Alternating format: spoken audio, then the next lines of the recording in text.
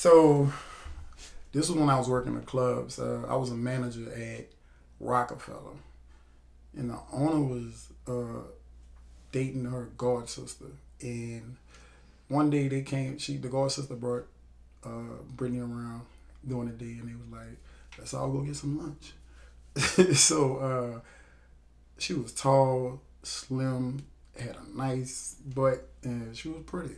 But at the time, we dated and stuff like that. But at the time, it was like it wasn't the right timing for us to really be together. A lot was going on. I had a lot going on, whatever. So we then I wound up having a child, my daughter Madison. So I told her I had got somebody pregnant, whatever like that. She was like, "All right, cool." So we wound up being friends the whole time. Katrina hit, stuff like that. We'll occasionally check on each other.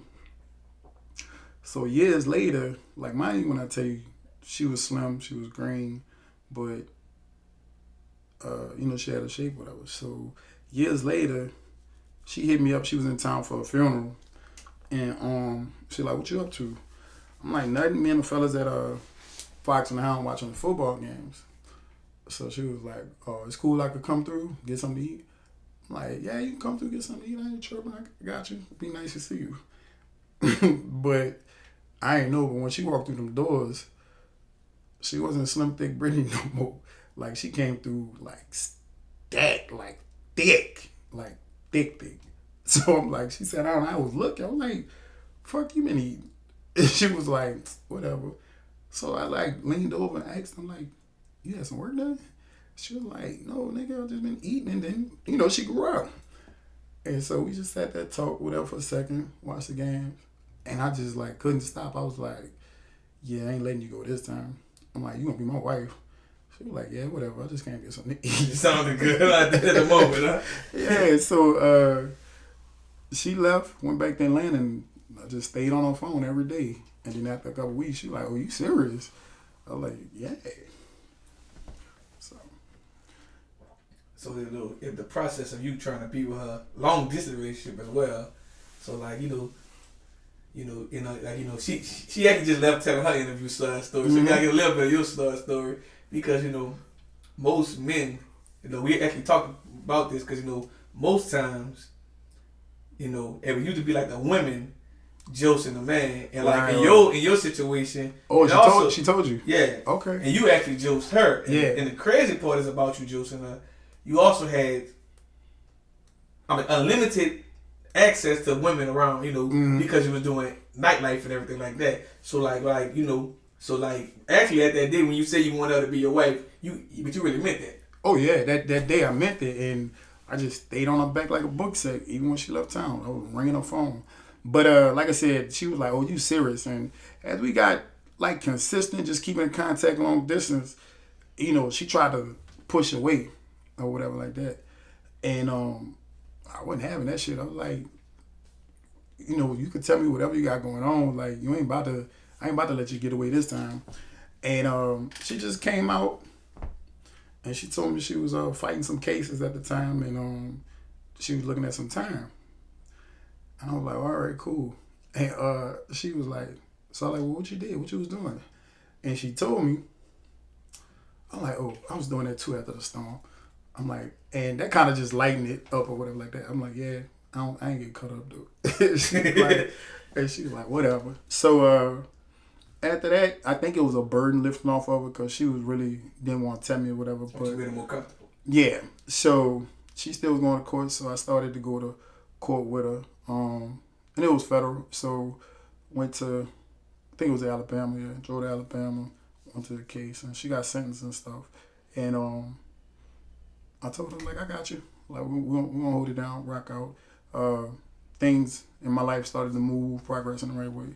So, while she was gone, just kept in contact. She'd get her phone calls and stuff like that, and I do my best to answer. But I think the funny one, I know what you want me to tell you about. The funny one was when Sunday started popping in Biloxi. Everybody used to shoot out there for the pool parties. So I shoot out there, and she wound up And the party just starting to get turned up. The pool party get turned up. And I'm like, I look at my phone. I see a Fed call coming through. So I break away from everybody, go duck off, take the call. And we talking, and she like, that's music? She like, yeah. She like, you at a party? I said, yeah, I'm at a pool party in Biloxi. She like, when you gonna tell me that? And I'm like, what? I'm like, what you want me to pick up the phone and just call and tell you? You want me to text you? She like, you got jokes. She was like, so you at the pool party and girls there? I'm like, duh, what the fuck? She like, you got your shirt off? I'm like, yeah, why not? She was like, oh, this shit I'm talking about. Don't worry about it. Enjoy them. Click. And so I'm looking at the phone like, wait, she can't call back. So why would you hang up on me? So, yeah, that was a funny time. But we wound up talking and laughed about it later. And I'm like, so when we talked, I'm like, wait, because you locked up inside? I'm supposed to be locked up inside? Yeah. I'm like, nah. But like, you know, it's crazy because like, you know, usually like as soon as somebody get, you know, go to jail, a person be like, you know, I'm gonna hold you down, but people usually disappear. Right. But you actually stayed there and you really like meant, you know, your plan. Because I feel like I got a good grasp on life. You know, whatever season somebody going through, that's not their final season or whatever. So, you know, she was there for me before. You know, other people was there for me when I had shortcomings and stuff. So it wouldn't have been right for me to walk away, turn my back on her just because she was dealing with something. You know, and I loved her. I always did. It just, the timing wasn't right. And so when it did start to line up, it was just one more obstacle to get through. And we rocked out. And then it was time to, she was about to get released. And she was like, what's up? You gonna come get me? And I was like, at the time I ain't had no car. And she was in the feds in Florida. So I was like, yeah, I'm gonna come get you. I'll figure it out. She like, look, you sure? Cause these people don't play. If you don't be here, you know, I'm like, nah, I'm gonna. So I got off the phone with her, went to calling people. And I'm like trying to borrow cars and all this other stuff. That wasn't working. I ain't had no driver's license at the time, so all that was, people didn't want to hear that. So I ain't gonna lie. At the time, I had started training this couple, and I just want to pay homage to them because they helped me. Greedy, Sean, and his wife Amber, and so I'm just saying, call them. I'm like, hey, don't y'all got a spec car? They're like, yeah. I'm like, can I borrow it for like 2 days? I need to. I'm like, I ain't gonna lie. I need to go pick up my old lady from the feds or whatever. They was like, wait, what? And she was like, let me finish talking to my husband. I'll call you back. So they called back, like, and I'm like, I ain't gonna call back. So they called back in like 10 minutes. They like, look, the other car, you got some bad tires or whatever. So look, we just gonna get you a rental. So I'm like, and I just started training people. I'm like, wait, what? I'm like, but look, I ain't got no license. They're like, well, guess you need to drive cab for that. So I was like, I got off the phone. I just dropped on my knees. I was like, thank you, That's God. Yeah. So I called my partner, Eric. Yeah, I called my partner, Eric, Big Eric. And I'm like, don't you got a license? He's like, yeah. I'm like, look, take this ride with me. I got to go get Britt. I like just want to have somebody in the car with a license. So people went got the rental car for me, gave it to me. We packed up, shot out to Florida, went to pick up. But it was like way ducked off. Like, so it was so ducked off, like I'm about to be running late, like about 5-10 minutes late. She's like, look, where you at? Cause if you don't be here, I gotta go back in there. That's what I was about to ask. She was like, if you don't be on time, that means I gotta go back in there another day. I'm like, man, I'll be there. So we speeding down this long dirt road type stuff. And then we finally see the place. And I made it there like about 5 minutes to spare. And I don't know. The funny thing, she was locked up with her best friend. She told you? No, she didn't say that. Yeah.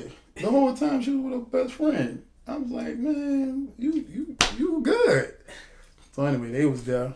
So me and Eric picked them up. And she gained weight, feds feed you. So she came out even thicker. So I'm like, cool. And first meal, I'm like, what y'all want to eat? Chick-fil-A. So we poured into the first Chick-fil-A. We just ate, chilled, let them chop it up and stuff. Drove to Atlanta, got our car, got our stuff, whatever, and she wanted to just come straight back to New Orleans and we wasn't long distance no more. Gotcha. So how was that process? Because she explained that she was a personal trainer, like getting into the training, but she wasn't fully up there yet. So did you give her a plan, or like both of y'all had a plan, like together to like make her become one full time like personal trainer as well? She dipped and dabbed in Atlanta, from my perspective with the personal trainer, but coming out, she was ready to. She knew and she loved corporate America, but by her having a conviction, you couldn't, whatever. So we talked about it and came up with it. I had the fitness moving and stuff, and I was like, well, look, get back into that, and if you like it, we get the certification, get the photo shoot popping, and I roll you out, introduce you to the city, New Orleans, my brand, and we go from there, whatever.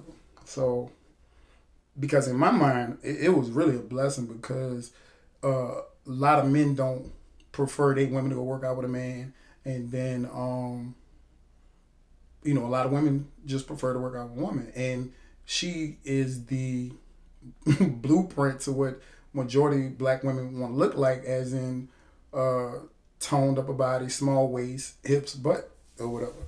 So she had to look, whatever. So it worked out. She got started and she loved it, helping people, stuff like that. So got certified, rolled it out, went to popping together. It was a fitness company.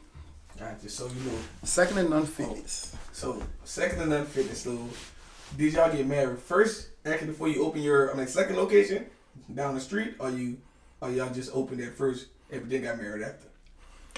That's a good question. I don't remember.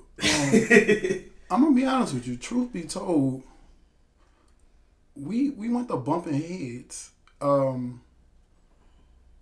It was a challenge to work together, go home together. At the time, we were sharing one car, so it was a lot, and so we kept bumping heads over stuff. And we actually kind of like,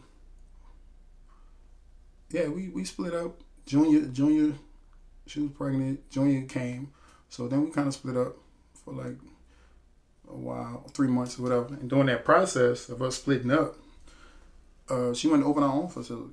So she went to open on the West Bank, Fit Chicks. She went to open Fit Chicks on the West Bank.